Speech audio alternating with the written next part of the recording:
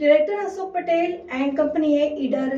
ઝોનના કેટલાક દૂધ ઉત્પાદક સહકારી મંડળીના ચેરમેન તેમજ સેક્રેટરીઓ અને પશુપાલકો સાબર ડેરીની વાર્ષિક સાધારણ સભામાં ઈડર ઝોનના દૂધ ઉત્પાદકો અને પશુપાલકો તેમજ દૂધ મંડળીઓના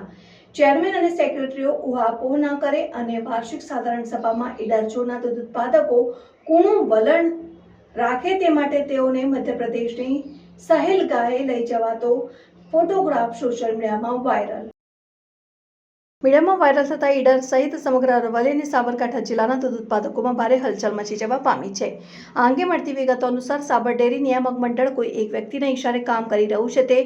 બાબત જગજાહેર છે. ત્યારે ગત 14મી જુલાઈ ઓછા ભાવ ફેરની બાબતે રજૂઆત કરવા માટે અને બંને જિલ્લામાંથી લગભગ અંદાજિત 5,000 લોકો સાબર ડેરી સમક્ષ ઉમટી પડ્યા હતા. ત્યારે જે તે સમયે પશુપાલકો અને પોલીસ વચ્ચે ઘર્ષણ થતા પોલીસ તંત્ર દ્વારા સમગ્ર ઘટના ઉપર કાબુ મેળવવા 60થી વધુ ટીયર ગેસના સેલ છોડવામાં આવ્યા હતા અને ક્યાંક ને ક્યાંક પોલીસ અને પશુપાલકો વચ્ચે ઘર્ષણ પણ સામેલ હતું. અને સરકારની દરમિયાનગીરી બાદ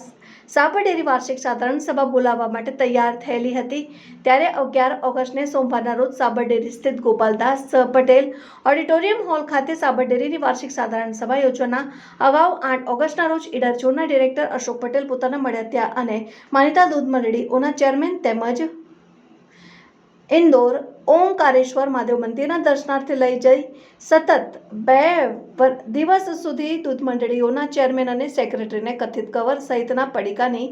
રેલમછેલ કરીને ખાસ કરીને ઈડર ઝોનના પશુપાલકોના રોષને ખાળવાનો પ્રયાસ કરેલો હતો. જ્યારે ઈડર તાલુકામાં લોકમુખી ચાલતી ચર્ચા મુજબ અશોક પટેલ પોતે નાણાકીય ખેંચ અનુભવી રહ્યા છે ને ઇસકી ટોપી ઉસકે સર ઉસકી ટોપી ઉસકે સરનો ખેલ આખો દિવસ માંડીને આગળ કરીને કરે રાખે છે તો પછી લક્ઝરી ભરીને 50થી પણ વધુ દૂધ ઉત્પાદકોને મધ્યપ્રદેશની સહેલ ગાયે લઈ ગયા તો આ કોના ખર્ચ કર્યો.